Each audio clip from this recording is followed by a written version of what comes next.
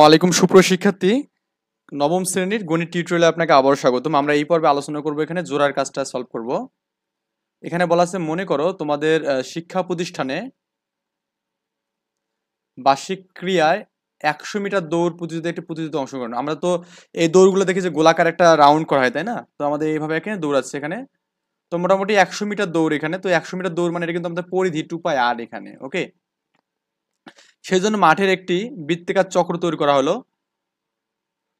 Wasabi এই প্রতিযোগিতায় 9 সেকেন্ডে যে অতিক্রান্ত দূরত্ব তা হচ্ছে আমাদের 36 ডিগ্রি। তার মানে ওয়াসাবি হচ্ছে 9 সেকেন্ডে, এখান থেকে এখানে গেছে 9 সেকেন্ডে। কয় সেকেন্ডে? 9 সেকেন্ডে।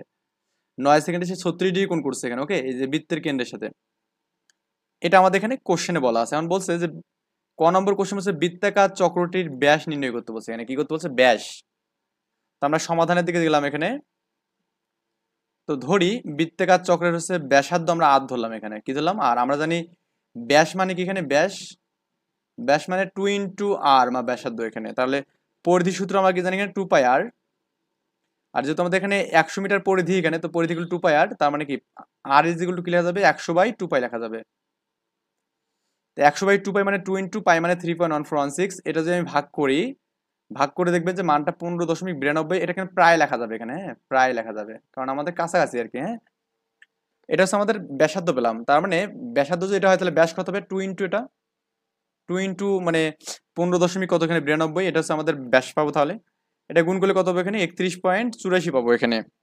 আচ্ছা, এরপরে খ নম্বর বলছে এখানে ওয়াসাবি 5 সেকেন্ডে কত দ্রুত যাবে এখানে। সে কিন্তু এখানে বলা আছে যে 9 সেকেন্ডে কত গেছে এখানে বলুন তো? 36 ডিগ্রি গেছে এখানে। তার মানে তাহলে 5 সেকেন্ডে কতটুকু যাবে এখানে। দেখি আমরা কাজটা করি। ক হতে প্রাপ্ত আমরা কিন্তু ব্যাসার্ধ আর এর মান পেলাম এখানে 15.92। এটা প্রায় দিতে পারেন এখানে, সমস্যা নাই।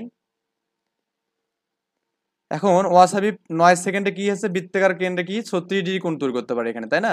তৈরি করে এখানে দিবেন, তৈরি করে। তাহলে 1 সেকেন্ডে ঐকিক ম্যাথ, 1 সেকেন্ডে 36 বাই কত হবে? এখানে 9 হবে এখানে, ডিগ্রি এখানে। আবার 5 সেকেন্ডে কি এখানে বলুন তো? এখানে এটা আমাদের এত কাটাকাটি করে ডিগ্রি কিন্তু পাবো। তার মানে 4 নং 36, 4 × 5 = 20, মানে 20 ডিগ্রি কোণ তৈরি করবে এখানে। কত ডিগ্রি কোণ করবে এখানে? 20 ডিগ্রি। ওকে, তাহলে অতিক্রান্ত দূরত্ব আমাদের কিন্তু এখানে দূরত্ব বের করতে বলছে এখানে। কি বলছে? দূরত্ব, কতটুকু দূরত্ব, কতটুকু অতিক্রম করবে এখানে, মানে দূরত্ব বের করতে বলছে এখানে। অ্যাকচুয়ালি আমাদের দূরত্বটা আমরা নির্ণয় করব।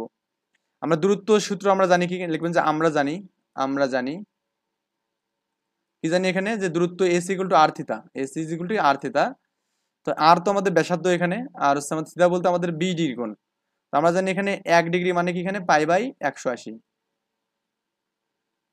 তাহলে আমাদের 20 ডিগ্রি মানে কি? 20π/180। তো এটাকে আমরা যদি ক্যালকুলেশন করি, দেখবো পাবো এখানে 5.56 মিটার পাবো এখানে, ওকে। 5.56, এটা ক্যালকুলেটর গুলো করবেন।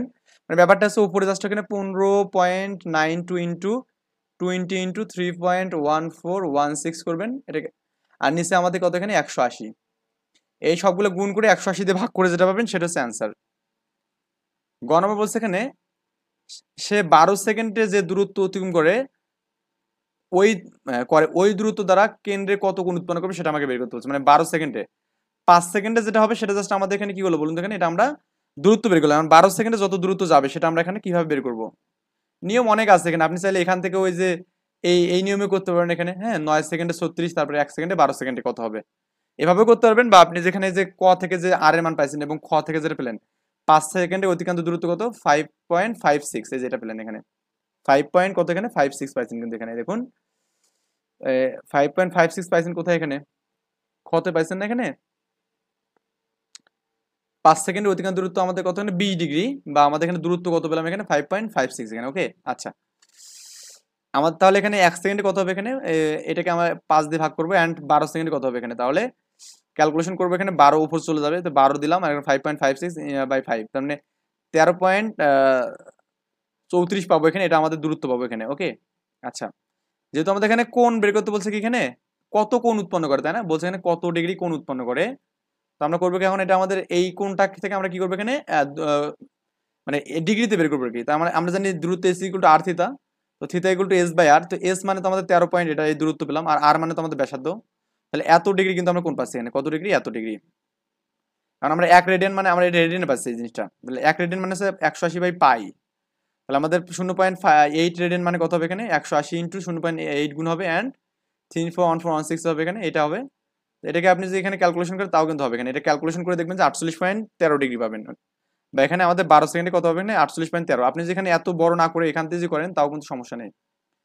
এখানে লিখবেন যে 9 সেকেন্ডে 36, 9 সেকেন্ডে কত 36 ডিগ্রি, 1 সেকেন্ডে কত 36/9, আর 12 সেকেন্ডে কত হবে এখানে 36 ইন্টু 12/9, 4 এবং 48 এখানে হবে।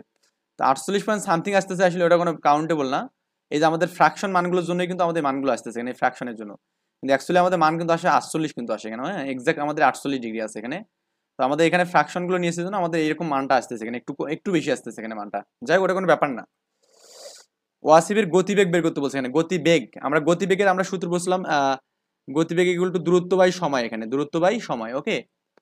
তো এখন আমরা এখানে এটা খ থেকে পাই আমরা ওয়াসিফের 5 সেকেন্ডের দূরত্ব কত এখানে 5.56, এটা আমাদের দূরত্ব এখানে 5.56, আর সময় তো এখানে 5 সেকেন্ড বলছে এখানে, এটা সময় এখানে, তার মানে দূরত্ব বাই সময় করলে গতিবেগ কত পাবো এখানে এত মিটার, বা এখানে তার গতিবেগ কত এখানে 11.11 মিটার পার সেকেন্ড, এখানে যে গতিবেগের এক হচ্ছে মিটার পার সেকেন্ড, ওকে এটা তো বুঝছেন মনে হয়। এরপরে বলছে এখানে একই প্রতিযোগিতায় পীরেন নামে একজন শিক্ষার্থী 13 সেকেন্ডে সে হচ্ছে 48 ডিগ্রি কোণ করছে এখানে, ওকে 13 সেকেন্ডে কত হচ্ছে 48 ডিগ্রি কোণ করছে। আমরা কিন্তু এর আগে কিন্তু 48টা আমরা এখানে দূরত্ব নিয়ে করবো এখানে মানটা, ওকে, মানে কারণ এখানে একজন 48 করতেছে এখানে। তো ওয়াসি এবং পীড়নের মধ্যে কার গতিবেগ বা দৌড়টা বেশি দেয় সেটা আমরা বের করবো। ঘ থেকে প্রাপ্ত আমাদের এখানে ওয়াসিবের গতিবেগ কত 11.11 পেলাম এখানে, আর ক থেকে প্রাপ্ত ব্যাসার্ধ তো আমাদের একই হবে আর এর মানটা।